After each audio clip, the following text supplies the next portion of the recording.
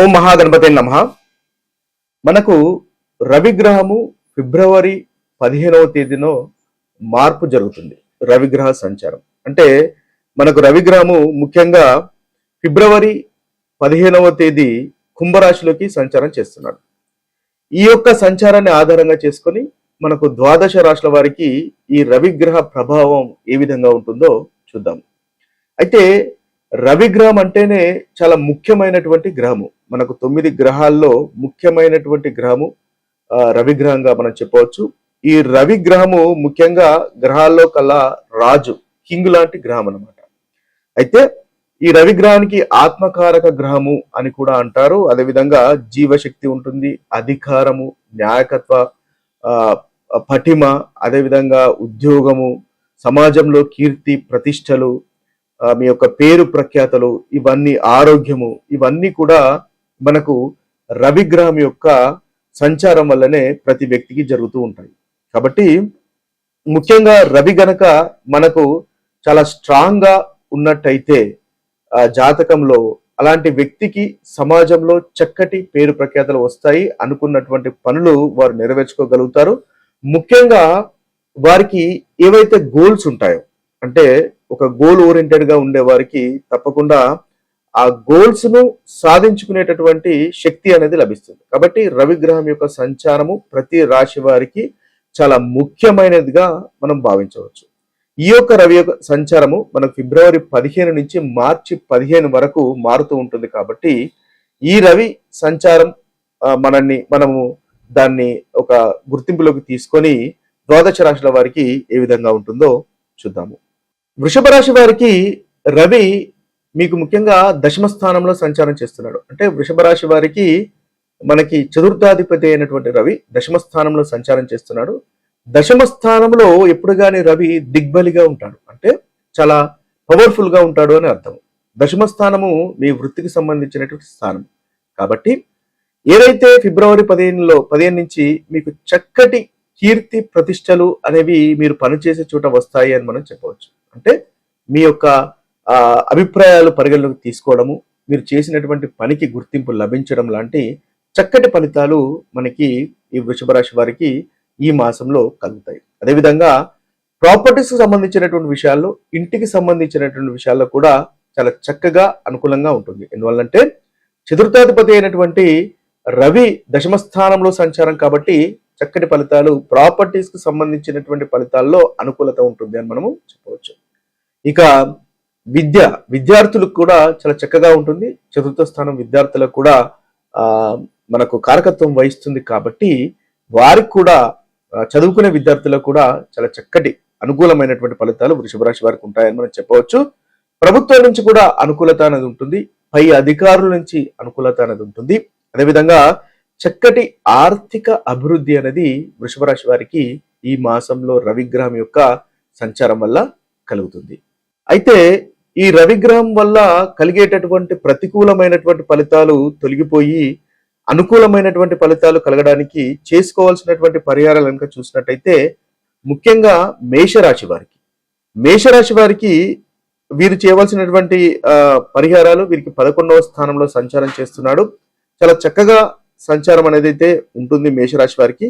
అయినా ఇంకా మీ యొక్క ఫలితాలు పెరిగి ఇంకా చాలా చక్కటి ఫలితాలు, ఇంకా అభివృద్ధి కలగాలి అంటే ముఖ్యంగా ఆదివారం రోజు గోధుమలు దానం చేయడం వల్ల ఈ మేషరాశి వారికి చాలా చక్కటి ఫలితాలు కలుగుతాయి.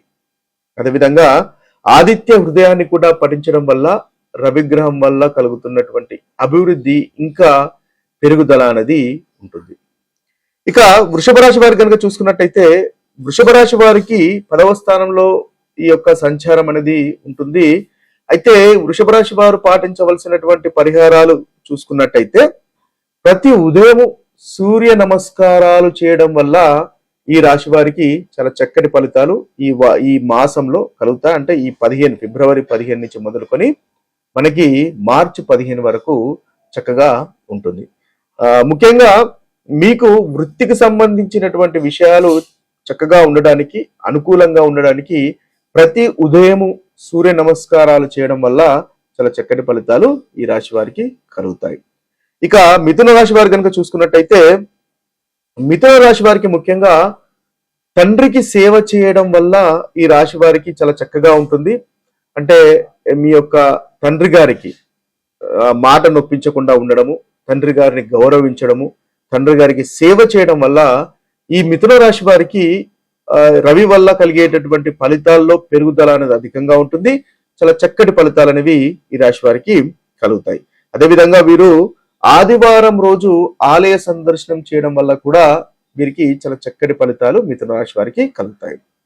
ఇక మనం కర్కటక రాశి వారు కనుక చూసుకున్నట్టయితే కర్కటక రాశి వారు పాటించవలసినటువంటి పరిహారము మహామృత్యుంజయ మంత్రము. ఈ మాసంలో వీరు వీలైన సార్లు మహామృత్యుంజయ మంత్రాన్ని జపించండి. తద్వారా కర్కటక రాశి వారికి చక్కటి ఫలితాలు అనేవి ఈ మాసంలో ఉంటాయి. ఇక సింహరాశి వారికి కనుక చూసుకున్నట్టయితే సింహరాశి వారికి 7వ స్థానంలో రవి యొక్క సంచారం అనేది ఈ మాసంలో ఉంటుంది. కాబట్టి వీరు ముఖ్యంగా ఏదైనా రాగి పాత్రలు దానం చేయడం వల్ల చాలా చక్కటి ఫలితాలు ఈ సింహరాశి వారికి కలుగుతాయి.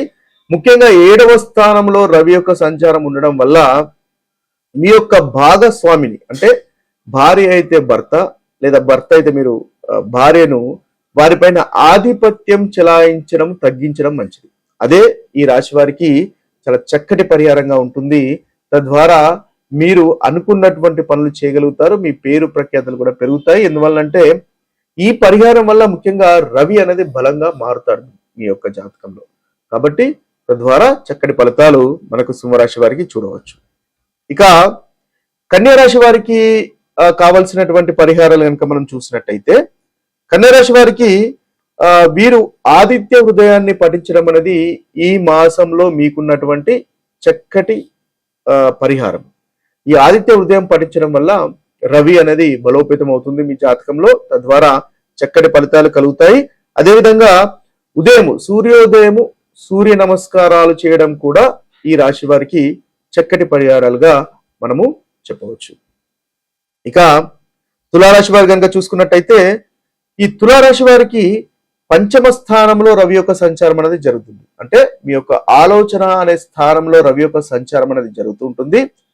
కాబట్టి మీరు పాటించవలసినటువంటి పరిహారం కనుక చూసుకున్నట్టయితే విద్యార్థులకు పుస్తకాలు దానం చేయడం వల్ల చాలా చక్కటి ఫలితాలు ఈ రాశి వారికి కలుగుతాయి. ఎవరికైనా విద్యను దానం చేయడం వల్ల కూడా మీకు చక్కటి ఫలితాలు కలుగుతాయి.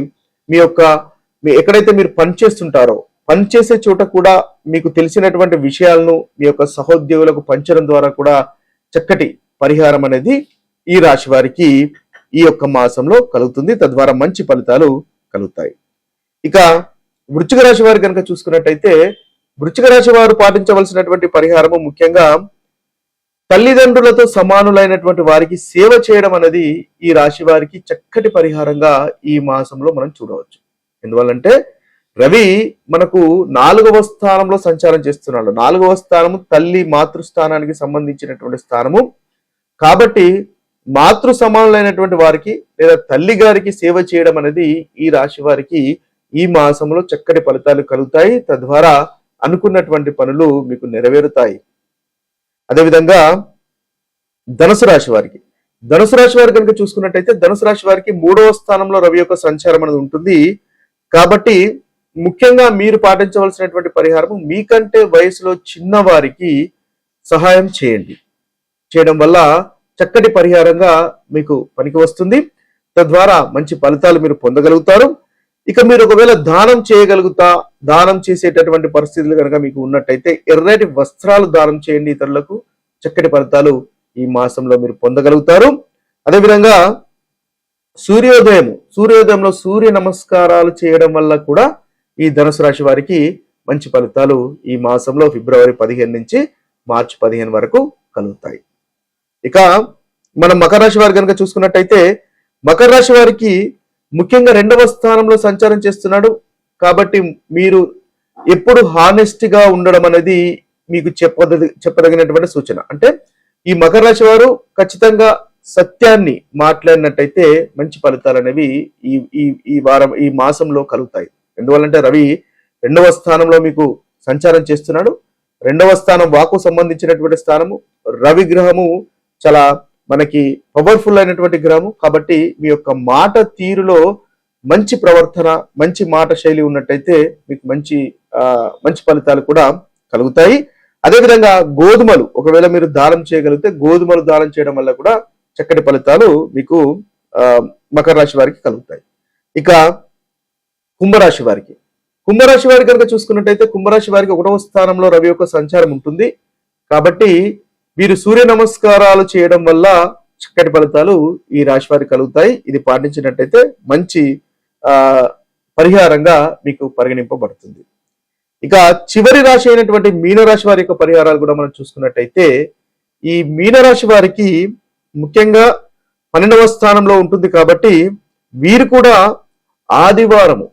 ఆదివారం రోజు అన్నదానం చేసినట్టయితే చక్కటి ఫలితాలు ఈ మాసంలో కలుగుతాయి. అదేవిధంగా ఉదయం సూర్య దర్శనం చేసుకోవడం వల్ల కూడా చక్కటి ఫలితాలు కలుగుతాయి. ఇవి స్థూలంగా మీకున్నటువంటి పరిహారాలు. ఇవి పాటించినట్టయితే మీ యొక్క ఫలితాల్లో చక్కటి మెరుగుదల అనేది కనిపిస్తుంది. మరొక వీడియోలో మరొక రాశి ఫలితాలతో కలుద్దాము. అంతవరకు సెలవు. సర్వే జన సుజనో భవంతు, సర్వే సుజన సుఖినో భవంతు. నమస్తే.